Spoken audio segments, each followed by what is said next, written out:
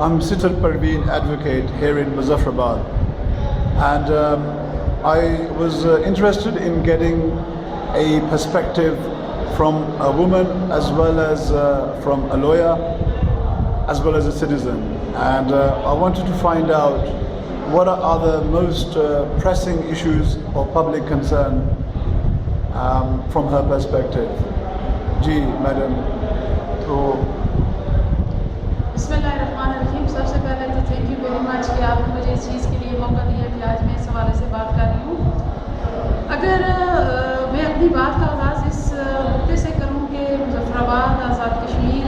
جو ہے یہ ایک اس طرح کی ریاست ہے کہ جہاں پہ ابھی تک یہاں کے جو رہنے والے ہیں ان کے اپنے حقوق کا تعین نہیں ہو رہا تو بے جان نہ ہوگا، کیونکہ کہنے کو تو یہ ایک آزاد اسٹیٹ ہے بٹ اس میں ہمیں آزادی کہیں بھی نظر نہیں آتی. جس طرح مقبوضہ کشمیر کے اندر بھارتی افواج تو سامنے قابض ہیں اور وہ اپنے جو ظلم و ستم ڈال رہی ہیں کر رہی ہیں، لیکن ہماری اسٹیٹ کے اندر بہت سارے ایسے قوانین جو ہیں وہ بنائے گئے ہیں کہ جو باوجود ایک طرف سے تو ہمیں وہ کہتے ہیں کہ آپ آزاد ہیں، بٹ ان ریئل مین اگر آپ ان کو دیکھیں تو وی کانٹ کہ ہم کوئی بھی ایسا کام نہیں کر سکتے. قانون ایسے بنائے گئے ہوئے ہیں جو جسٹ اڈاپٹیشن ہے، یہ ساری باتیں. تو باوجود اس سلسلے کے کہ ہم ایک ایسی سچویشن میں ہیں کہ ہمیں کہنے کو تو ہمیں آزاد ریاست کا نام دیا گیا ہے بٹ ہم کسی طرح بھی آزاد نہیں ہیں. الحمدللہ یہاں پہ جو خواتین کی یہ بندی ہے وہ پاکستان سے بہت بہتر ہے ایک. اور اس کی سب سے بیسک وجہ یہ ہے جی کہ آزاد کشمیر جو ہے وہ آپ کو پتہ ہے کہ اس کی جو ہسٹری ہے وہ پاکستان سے پہلے کی ہے. پاکستان 1947 میں آزاد ہوتا ہے تو کشمیر بہت پہلے کا آزاد تھا، جہاں پہ تہذیب و تمدن کے حوالے سے بہت زیادہ ترقی آ گئی تھی بنسبت پاکستان کے. اور اسی ایک سلسلے کو آگے لے کے آپ دیکھیں کہ یہاں پہ یہ جو تعلیم کا ایک تناسب ہے وہ اسی وجہ سے زیادہ ہے. خواتین نہ صرف اپنا جو ایک بنیادی جو پہلے شعبے ہوتے تھے ایز اے ٹیچر کام کر رہی ہیں، ایز اے ڈاکٹر کام کر رہی ہیں، آج الحمدللہ اس سے بہت بہتر وہ آگے اپنا کام کر رہی ہیں.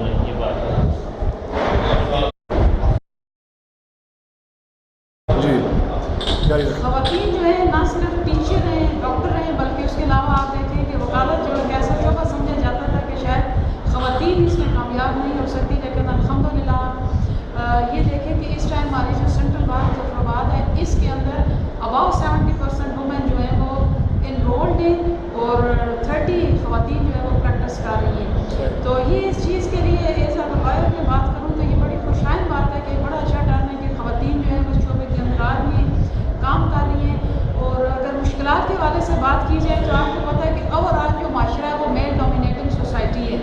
وہ تو آپ جتنا بھی کہہ لیں کہ خواتین کے لیے حالات ہیں، کوشش ہے یا آپ یہ کہہ لیں آسانی ہے، لیکن باوجود اس کے بھی بہت ساری مشکلات ہوتی ہیں. ابھی جب ہم ایز اے لائر اس پروفیشن کو جوائن کرتے ہیں تو سب سے پہلے جو بات کی جاتی ہے وہ یہ کی جاتی ہے کہ خواتین جو ہے وہ ان کا اسٹیمنا اس طرح سے نہیں ہوتا جس طرح ایک مرد جو ہے اپنے کیس کو پلیڈ کر سکتا ہے، عورت جو ہے وہ پلیڈ نہیں کر سکتی. لیکن تجربات سے یہ دیکھا گیا ہے، یہ جتنا بھی کیسز کیے گئے ہیں دیکھا گیا ہے کہ خواتین لائر جو ہیں وہ میل لائرس کے مقابلے میں زیادہ اچھا پرفارم نہ صرف کرتی ہیں، بہت زیادہ محنت کرتی ہیں اور اپنے کام کے ساتھ سنسیئر ہوتی ہیں. اور یہی وہ بیسک وجوہات تھی یا یہ کوالٹیز تھی جن کو خواتین نے اپنایا ہے. تو آج ہماری بار کی جو ہے وہ 70 سے اوپر خواتین گئی ہیں. ہماری جو سپریم کورٹ میں بھی اس ٹائم ہماری خواتین لائر ہیں. اور بار کے اندر ایز اے لائر میری جو پریکٹس ہے اس کے علاوہ آزاد کشمیر کی پہلی جو خاتون لائر ہوں جس نے الیکشن کنٹیسٹ کر کے جیتا.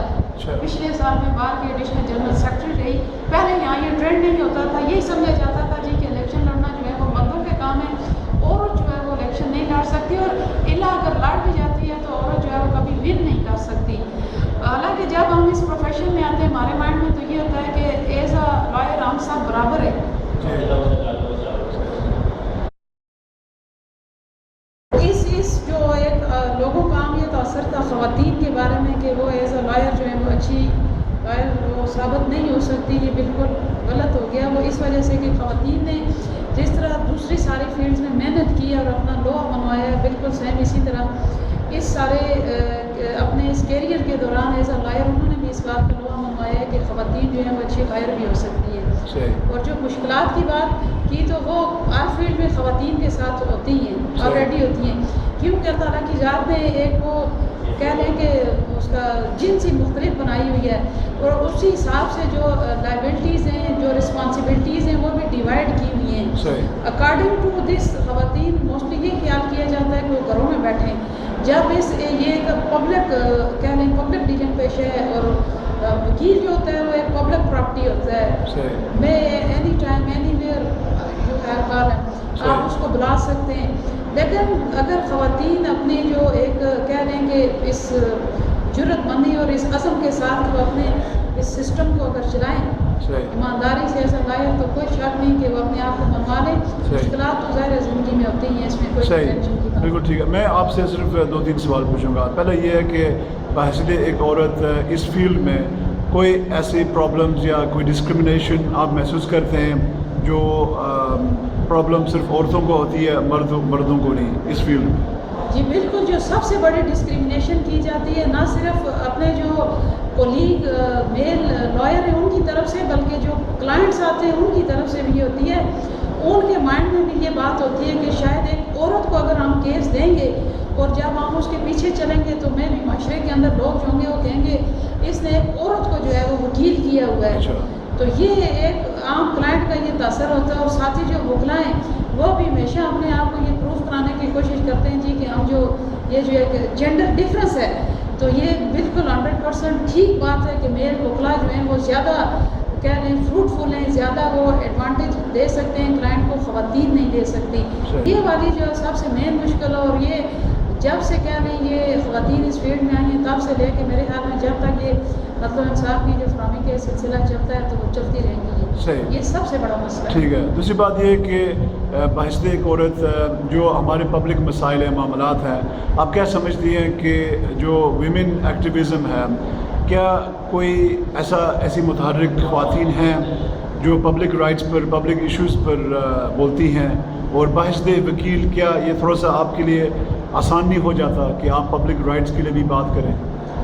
جی بالکل, ہمارے لیے آسان بھی ہو جاتا ہے, بلکہ ایک چھوٹا سا 2 منٹ کا واقعہ بیان کرنا چاہوں گی کہ یہاں بہت سارے ایسے کیسز ہوتے ہیں جن میں خواتین جو ہیں وکٹمائز ہوتی ہیں, لیکن ہمارے یہ جو کولیگ تو آپ لوگ ہمارے ساتھ کھڑے ہو جائیں تو یہ زیادہ آسانی اس طرح پیدا ہو جاتی ہے کہ اس کے آگے ہم کھڑے ہیں اور پھر یہ سارے لوگ ہمارے ساتھ کھڑے ہو جاتے ہیں, ہمارے لیے زیادہ آسانی پیدا ہو جاتی ہے. اور جہاں تک رہ گیا کہ ایسے خواتین جو ان کے مسائل کے حوالے سے جو کام کر رہے ہیں, بہت ساری NGOs اور فورمز بنائے گئے ہیں, لیکن بدقسمتی سے بہت افسوس کے ساتھ کہنا پڑ رہا ہے وہ فوٹو سیشن صرف اخباری بیانات تک محدود ہیں, یا کسی بھی آپ اپنی ویب سائٹ پہ اپنی وہ جو تصویری فوٹو سیشن ہے اس کو آپ لانچ کر کے فنڈ تو ریز کر لیتے ہیں, بٹ حقیقی معنوں میں ایک عورت اگر کسی گاؤں میں کسی جگہ میں اس کے ساتھ کوئی بھی ڈومیسٹک وائلنس ہو رہا ہے, اس کے ڈاوری کا مسئلہ ہے, اس کے کوئی مہر کا مسئلہ ہے, اس کو کوئی وراثت میں حق نہیں دیا جا رہا, اس کے حوالے سے حقیقی طور پہ کوئی بھی کام نہیں ہو رہا. بلکہ عدالتوں کے اندر ہماری جتنی بھی یہ پریکٹس چل رہی ہے اس میں اگر کوئی خاتون ایز اے ڈاور اپنی کسی زمین اگر اس کے حصے میں ڈالی گئی تھی مہر کے شادی کے وقت, کوئی اگر اس حوالے سے کیس کرتی ہے تو اس کو بھی الٹا ڈسکریج ہی کیا جاتا ہے کہ زمینیں جو ہیں وہ وراثت میں نہیں ملتی تو مہر میں کیسے دی جائیں گی. ہاں البتہ یہی لوگ جنہوں نے یہ NGO رجسٹرڈ کرائی ہوئی ہیں, کام کر رہے ہیں, بڑے بڑے فنڈز لیتے ہیں, اگر دلچسپی لیتے ہیں تو آپ لوگ ہمارے ساتھ فائدہ بھی آ سکتا ہے. تو آخری سوال یہ ہے کہ 66 سال سے جو یہاں پہ سیٹ اپ ہے, میں ایک عورت کا پرسپیکٹو لینا چاہتا ہوں کہ 3 چیزیں, ایک سیاسی ارتقاء, عدلیہ میں ارتقاء, انتظامیہ میں.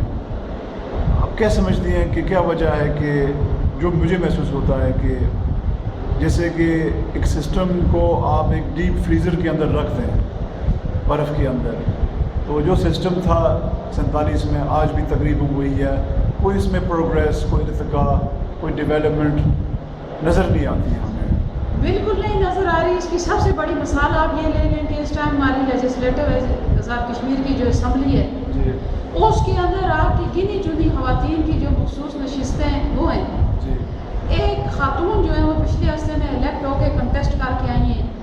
جب سے یہ 66 ایئر گزر گئے ہیں، خواتین کے حوالے سے کوئی بھی ایسی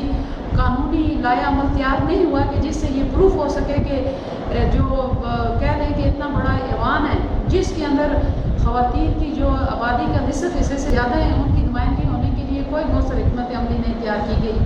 اور اس کے علاوہ بھی اس حوالے سے اتنی بڑی ڈسکریمنیشن ہے کہ دنیا کے آپ کسی بھی ملک میں چلے جائیں، خواتین کے حوالے سے کسی بھی محکمے کے اندر ایک باقاعدہ کوٹا مختص کیا جاتا ہے جس کے تحت ان کو ملازمتیں دی جاتی ہیں۔ آزاد کشمیر کے اندر اس نام کی کوئی چیز بھی نہیں ہے، پاکستان کے اندر ہے۔ خواتین کے لیے آپ جائیں،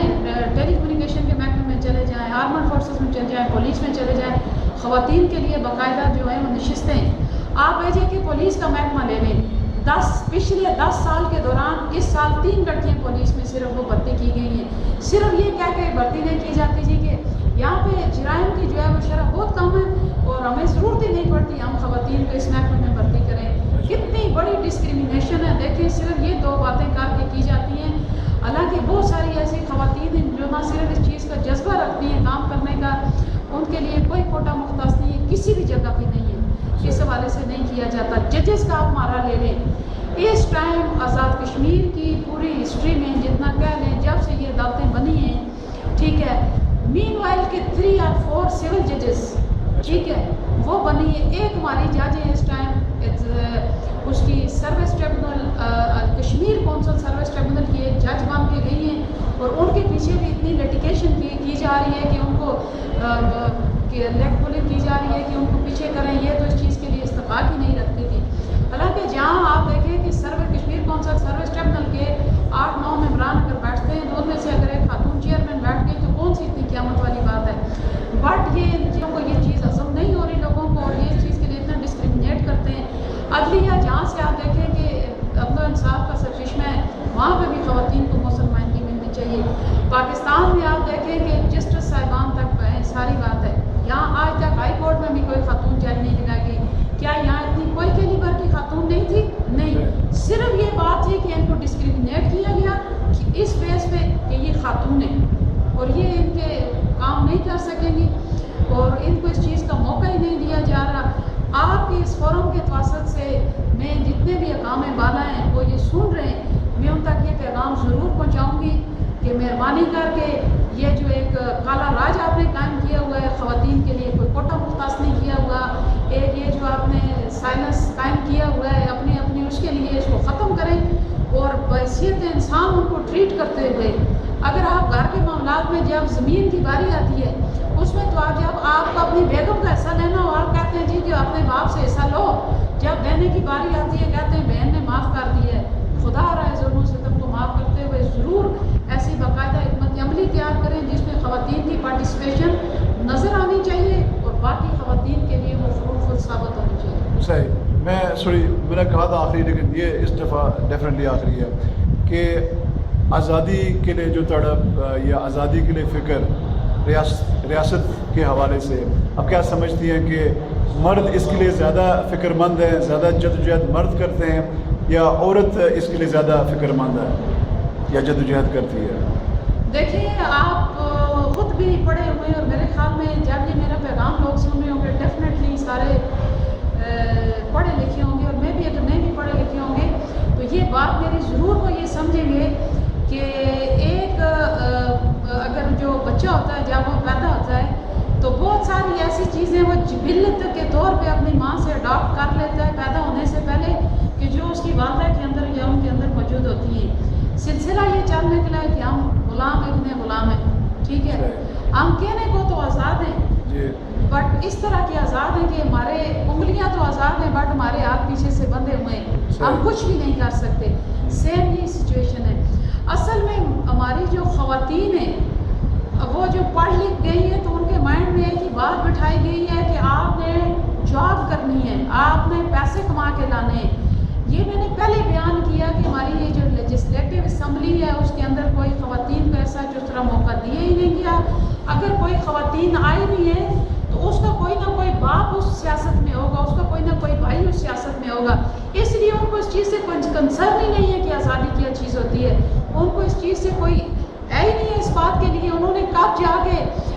बॉर्डर लाइन पे गोले खाए, उनके कौन से भाई की टांग कटी, उनका कौन सा बाप लापता हुआ, उनका कौन सा बच्चा लापता हुआ, ये तो आप उन खवातीन से पूछें जो बॉर्डर लाइन्स पे रहती हैं, जिनके बच्चे जो हैं वो सुरंगी बारूदी सुरंगों से,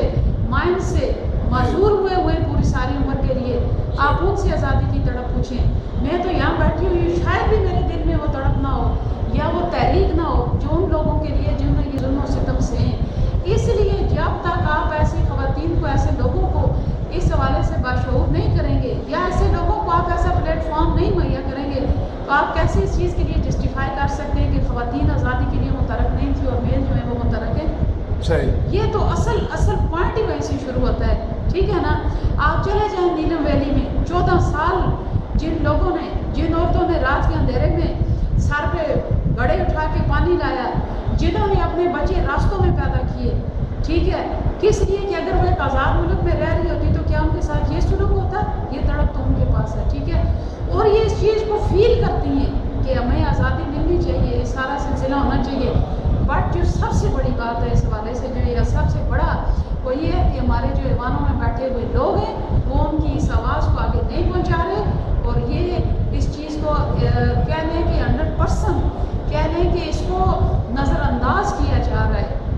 मर्द जो है वो तो अपना काम कर रहे हैं, लेकिन ख़वातीन भी इस बात से पीछे नहीं है। बात सिर्फ शऊर की आंख से देखने वाली है, उस तड़प को महसूस करने वाली है। आप जाएंगे, आपको कितनी अब्बा खातून वहाँ पे मिलेंगी, कितनी ऐसी ख़वातीन मिलेंगी जिन्होंने खुद इसके लिए काम किया है, लेकिन उसके लिए अमली तौर पे जो हमारे सियासतदान हैं उसको पसीपोश डाल के हुए सिर्फ अपनी सियासत चमका। बहुत बहुत शुक्रिया Kausar Parveen madam, thank you.